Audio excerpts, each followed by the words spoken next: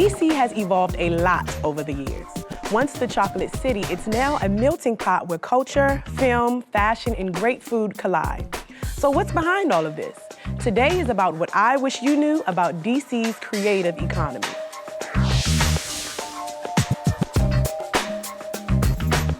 When people think of DC, the first thought is usually government. And while that's true, entrepreneurship and innovation is moving the city toward a more creative economy. Film festivals, advancements in media and IT, music, art, and more. Everything happens here. So where do millennials fit in? Let's talk about it. Panels, please introduce yourself. Hey, I am IWYK. I'm Victory. So, how do you think millennials can take advantage of DC's vibrant, eclectic culture? I think a way to take advantage is a lot of networking, being open to new opportunities of getting advancements and moving forward. So not just thinking you have to go in such a corporate setting. So just being creative, being able to look at, like, for instance, social media marketing in a company, because that's like kind of a new thing for companies, that they put a whole department that focuses solely on marketing and social media. So I think that's a way. And like I said, just having an open mind and going into new avenues, not being afraid, because you kind of have to make way, because the old ways are we're doing away with them. Yeah, absolutely. Well, I agree with you there, IWYK, when you say networking. I feel like it's up to us to just really get out some more. There are so many events going on at artistic places, like Blind Wino, all of these nice venues that are artsy and you can still, be social and have a good time. The same people are planning these events, I feel like the people that are curating this culture that's growing here, they all know each other and they work together to make sure they're serving our community, in an artistic way. I would say it starts with us first understanding that we are the generation that's supposed to take on the media and the things that we see today, the things that we look at, that being music, that being movies and TV film, me speaking in an actor's perspective, being that that's what I want to do. So it is about networking. It's about getting to know those people that's also working in those same rounds and trying to build the same things. And just like Birdman built Cash Money and things like that, and you have Ice Cube that started his group and took it to the next level.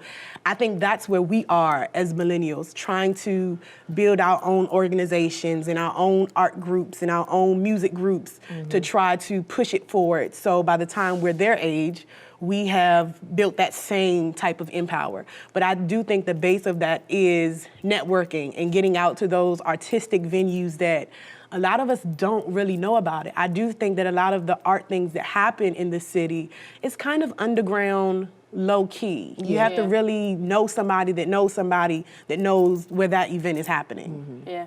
So do we think that a creative economy means that you have to be okay with not having security? Because I think that was a big thing for the past of DC government jobs, working a 9 to 5 every day, having that 401k, that retirement set aside. So do we think that that's a risk that we're willing to take? Because the thing I notice about us with the creative economy is that, for instance, we want to be, same with me, I want to be an actress, but the thing is you want to work at the same time because you want to be able to afford the classes and to do those things. So do we fully immerse ourselves in the creative economy? And to what point are we using that to our full potential? Are we really giving ourselves, giving it a real try? I think it's 50-50, but it's really 100 with yes. You have to really submerge yourself to it all to really be willing to hustle and do what it takes to get where you want to be. But then you have to be smart about it. I know I come from a blessed household with my mama and daddy. They welcomed me back in once I finished school, and they said, Brittany, we got you. As long as you continue to do good things, we can help you as much as possible. But me wanting to build and wanting to grow, I want to get my own money. I want to do my own things. But I think that support of having a family that, I ain't paying for groceries, but I can still go work and put some money in saving. I think it goes both ways, but you do have to fully commit to taking on whatever it means to get your career. But I think we have to play it smart too, because you want to work a good job that's going to put this amount of money into your pocket. But you also have to think, well, if I go work in this theater and I'm a stage manager, or if I work in the box office, at least I'm getting to know the people, so then they getting to know me. Boom, I can be on this stage, hopefully. But I mean, Because that's a part of being creative. with creative jobs, I mean, whether you're a painter or someone like me who wants to be, you know, in media or an on-air personality, there isn't a clear-cut path as to how to get there. Yeah. So I feel like, yes, you should fully put yourself in the creative economy, because there's a lot underground going on that you don't know about. And yeah. So I think like, so for me, the creative economy, I like it because I like the idea that like we're willing to change, because DC is rich in culture, it's rich in a lot of things, but I think a lot of people who don't live here don't realize that there are people who are actually born and raised here. Like, we're from DC. They think that it's what they see on the news, which, I mean, that's normal because we're like that with other parts of the world. Right. But to me, like, a creative economy, I like the idea of it because it's just like, I feel like our generation is just more open. And millennials are more open to like new things and doing something a different way. Not saying that there weren't creative economies before, but being that DC is such a government strong like entity, a place that it's like, okay, now we have to learn a new way to get some money. We got to learn a new way to finesse this life, to do what we want to do, to keep pushing forward. And I love that because that says a lot about, you know, the young culture that is moving here, that are migrating here, that are coming here to make money and do different things. And then there's a push for, you know, small business owners. DC always advocates for them, whether it's letting them pay rent for something. So we're going to come back. Make sure you hold your thought. Okay. We have to take a break, but stay tuned for more on millennials and DC's creative economy. We'll be right back.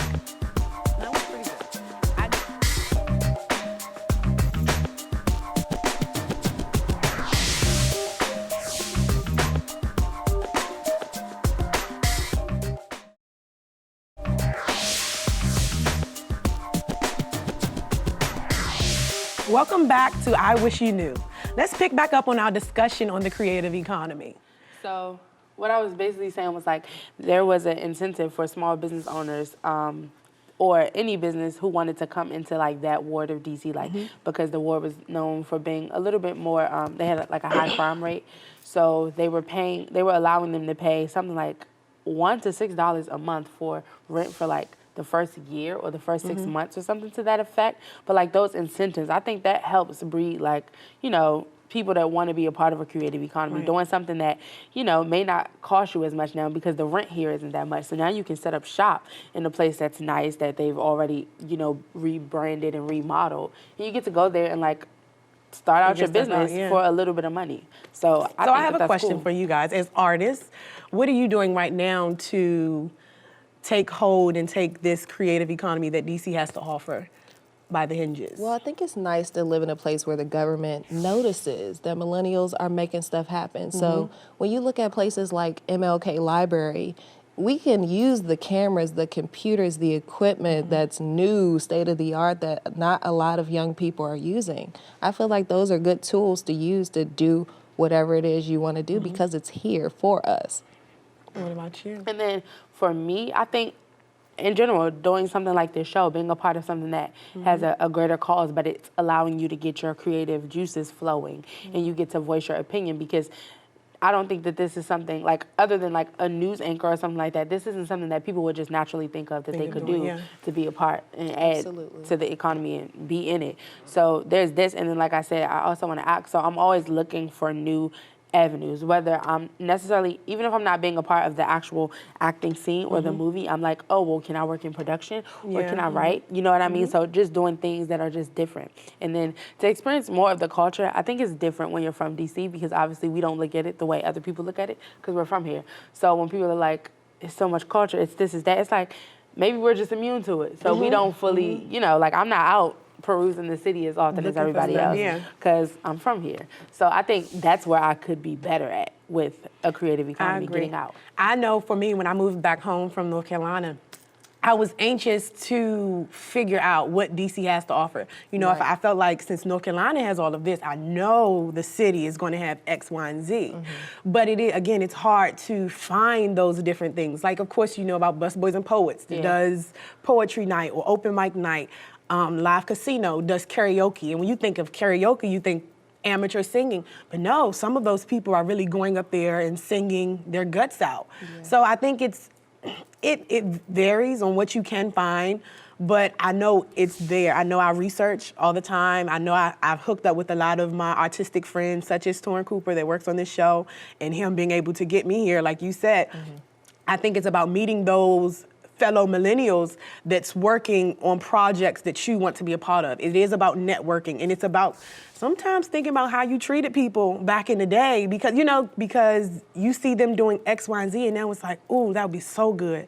But you can't always hit people up based on your character in the past, but I know that has helped me too, knowing that other people going to McKinley and those that worked in the mass media area, they're all doing stuff now. And we all sit there and like, I can't wait to work with you. Exactly. I think a big thing for me was when I was in college, they would always be like, look to your right, look to your left. Yes. Anything that I was doing, like, work with these people. These are going to be the people that you are rubbing elbows with. These are going to be your senators, your the people that's the president, gonna hire anything, you. people that's going to hire you. So you just never know. So I think networking plays a big part in everything, but especially in the creative economy, because your skills are usually transferable. So if someone is doing something that maybe you have not, for instance, if it's like a production team and you've never done production, but you've done business management, they have to operate a business, so they need someone that can come in to their company to provide these services. So I think, you know what I mean? Like, that's why I like it, because it's just like, we ain't sticking to what has been done. We're trying to come out. We're trying to do something And I think a lot of businesses are looking for that, looking for us as millennials to come into their businesses, that being a theater,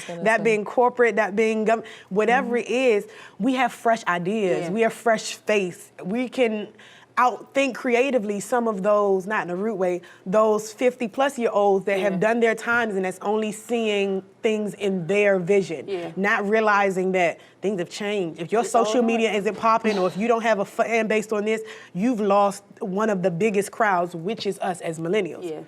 But I was just, I'm sorry. I was just going to piggyback off of what you were saying. I was going to say it.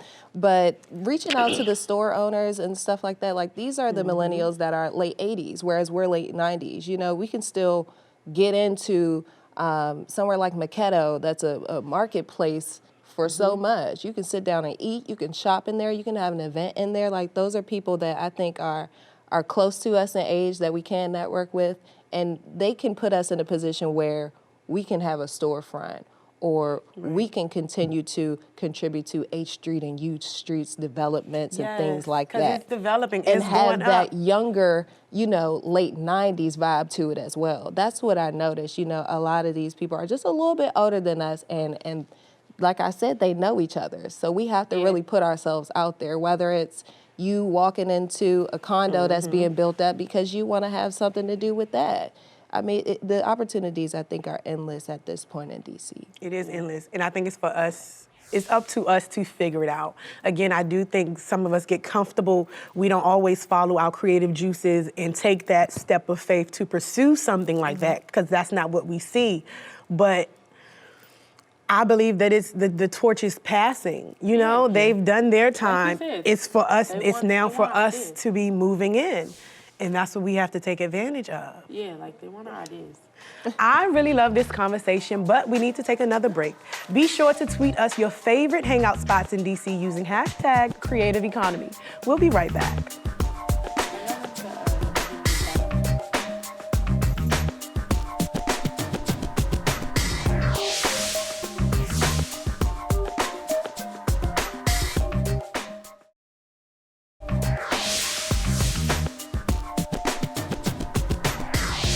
Thanks for sticking with us. The Huffington Post recently ranked DC as one of the best cities for our generation. It's a magnet for things like education, starting a business, and of course, nightlife. Panel, what else attracts millennials to DC?